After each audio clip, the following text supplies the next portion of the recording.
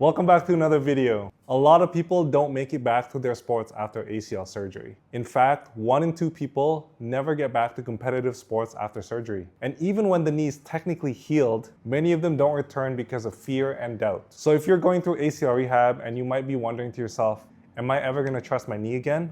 I totally get it. Hi, my name is Josh Arwanto. I've been a physical therapist and ACL rehab specialist for over 10 years. In this time, I've helped hundreds of ACL rehabbers get back to running and sports confidently. So let's dive into the video. The problem with the ACL return to sport process is because there's an overwhelmingly amount of information out there. Everywhere you look, you hear and see different things. There's people getting cleared with no testing. Maybe your knee got pulled by your surgeon a few times. And maybe simply you were cleared because you're 9 months post-op or 12 months post-op. And based on today's science, that is not gonna cut it. That is not a safe way to get cleared to return to sport. So in today's video, I wanna break down the exact process and the thought process that I use to clear my clients back to sports confidently and safely. So if you're going through ACL rehab right now and your goals include running, playing some kind of sport or activity, and you want to have an active lifestyle, this video is for you. So first, we need to understand what's happening. The science has shifted from many years ago when I was in physio school. 10 years ago in school, we were taught just to wait till 12 months and then you can safely clear someone for sport. It sounds crazy, but luckily, well, fortunately, the science has shifted more towards objective criteria, meaning using numbers, using data, using technology potentially to get someone back to sport safely. We now have better technology, more access to information than ever. So clients are more aware of their own health because of the access to information like AI, online education, social media. But that comes at a cost, because if there's too much information, it can become overwhelming and we don't know who to trust. One person might say you just need to clear yourself using hop testing. Another person might tell you you need strength testing. And some other people will use everything, like the newest technologies, force plates, isokinetic, and the newest gadgets that come out every single year. So it's no wonder that people like yourself going through this rehab process can feel overwhelmed and confused. So before I take somebody through the return to sport process, I ask one simple question. What is it that you're trying to get out of ACL rehab? Meaning, what is the dream goals that you're trying to achieve? Because for you, it might be playing soccer, but for the next person, it could be just simply being active and being able to bend down and pick up their kids. An ACL injury is life-changing. It can really take a toll on you physically and mentally. A lot of the clients that I've worked with have completely reshaped their perspectives and priorities in their life and health after going through this injury. Some people will actually quit playing competitive sports altogether because they don't want to take a risk at another injury. And then there's some people who are so courageous to actually want to get back to their sport better than before, which is awesome. All of those are valid options. The key is to pick one and commit to it, because the standard in which you rehab now should reflect the goals and the demands that you're trying to achieve for. So let's get into how I actually think about this return to sport process. For context, I'm talking mostly about the month 9 and onward stage. So if you're not 9 months yet, don't even think about returning to sport, because the science does not support this and your re-injury risk will be way too high. But if you're approaching 9 months and you're really thinking about what to do next in your rehab, this is for you. There's a few basics that you should have mastered by now. So if somebody's coming up to me and they ask me, Josh, I want to get back to playing basketball, how and when can I do this? The first thing I ask for is 3 things. Number 1, have you gotten full knee extension yet? So surprisingly, a lot of people don't have full knee extension at this stage. So if you haven't gotten there yet, make sure you get that assessed, because without full knee extension, it is definitely not smart to be loading it for running, jumping, cutting, or anything else beyond that. Secondly, your swelling should be very minimal, if not, nothing at all. And thirdly, you should have been cleared to run or jog already. If you haven't achieved all those 3 things, then you have no business in trying to get back to sports right now. But assuming those checkboxes are checked, here's what I recommend. So first, get your strength tested, specifically your quads and hamstrings. Now there's a few ways to do this. The easiest and most practical option is to use the machines at your gym. So we're talking about the leg extension machine and the leg flexion machine. You're gonna wanna use a 3-rep max test or a 5-rep max test. Basically, you're trying to find the heaviest weight that you can do on one leg in 5 reps. We're talking about the 5-rep max in this case. You wanna find the heaviest weight that you can do for 5 reps. And then you're gonna compare both sides. So you're gonna do it on your left side, and then you're gonna do it on your right side. You're gonna take a percentage of the difference, and that's gonna be your symmetry number. Now, is that a perfect test?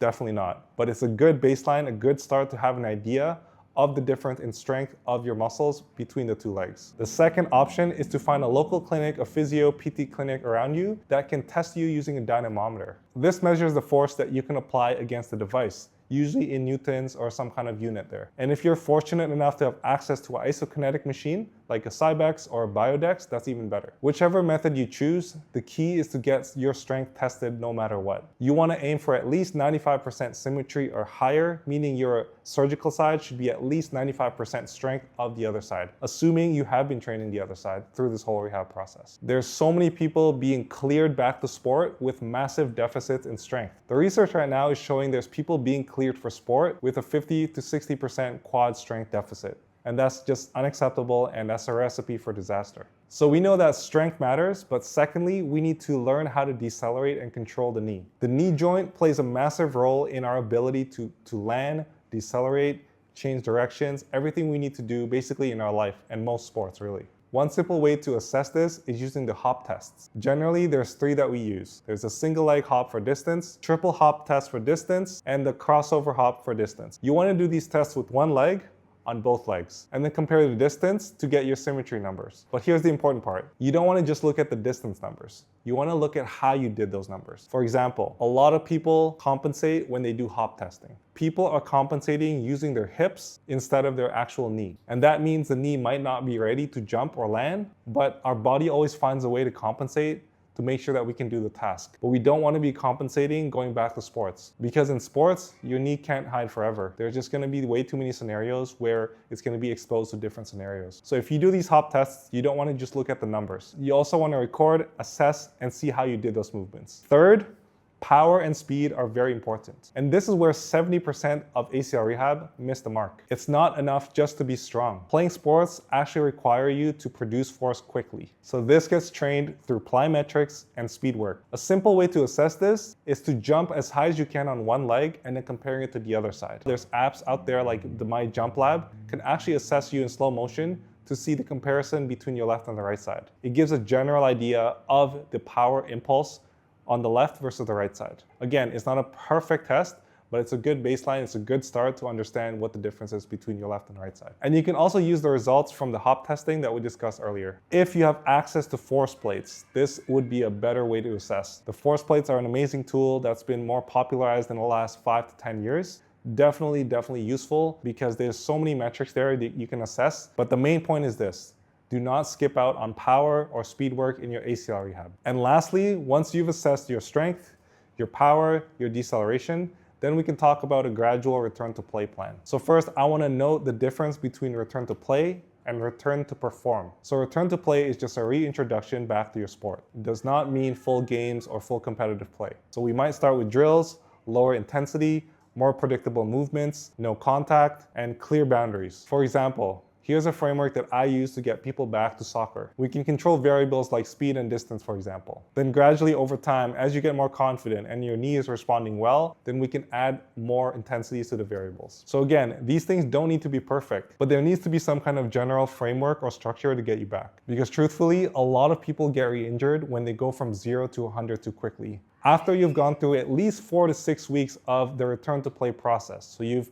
already started going back to drills, you started getting reintroduced to your sport, feeling more comfortable, and you've had no pain or increased swelling in the knee, then you can start to think about what is next for you. Is that going to be going back to a game for the first time? And this part here is crucial because it needs to be highly individualized. Which brings me to my next point, the psychological or the mental aspect of returning to sport. You can have all the strength in the world and the numbers are looking good, but if you're not psychologically feeling ready or you don't trust your knee yet, then it's going to be hard for you to get back. Luckily for us, there's questionnaires online that you can do right now. There's 2 that I use. There's the ACL Return to Sport Index, so ACL RSI, and the TSK-11, the Tampa Scale of Kinesiophobia. They're both accessible, free online. You can use those as metrics, so as a way to track the progress of how you feel week to week. So I know this whole process can feel overwhelming and confusing sometimes, but I promise if you take it step by step, it becomes way more manageable. Start with strength testing, going into deceleration and control, going into power and speed,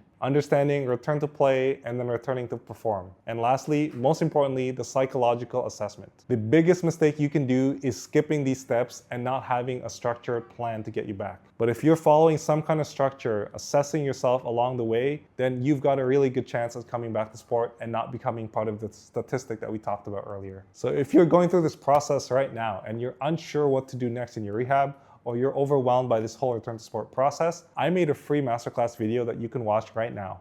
It explains the exact process that I use to clear my clients confidently back to their sports. You can check it out at the link description below. And if you found this video helpful, please give it a like and subscribe because it just lets me know I should keep doing videos just like this. So I'll talk to you in the next one.